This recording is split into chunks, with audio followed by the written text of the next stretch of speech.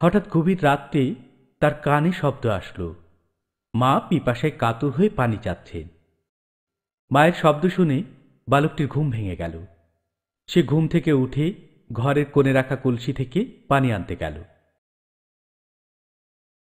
কিন্তু দেখল কলসিতে পানি নেই। সে মায়ের পিপাসার কথা চিন্তা করে গভীর রাত্রেই কলসি কাঁধে নিয়ে পানির জন্য বের হল। অথচ সে ছোট্ট বালক, কিন্তু তার মনে আজ কোনো ভয় নেই, কেননা যে করেই হোক অসুস্থ মায়ের সেবা তাকে করতেই হবে, পিপাসিত মাকে পানি পান করাতেই হবে। মনের ভেতর এই দৃঢ় চিন্তা তাকে অনেক সাহস জুগিয়েছে। তাই সে একা একাই কলসি কাঁধে নিয়ে বহু দূরের পথ অতিক্রম করে পানি নিয়ে এলো। কিন্তু ততক্ষণে মা আবার ঘুমিয়ে পড়েছেন।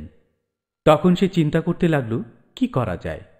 যদি মাকে ঘুম থেকে জাগাই তাহলে মা কষ্ট পাবেন, আর আমি যদি ঘুমিয়ে পড়ি, মা যখন আবার পানি খেতে চাইবেন তখন আমি আর টের পাব না। এসব চিন্তা করে পানি হাতে নিয়ে বালকটি মায়ের শিয়রে সারা রাত দাঁড়িয়ে রইল।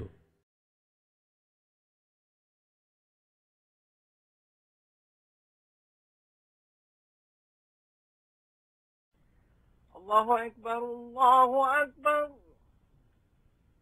الله أكبر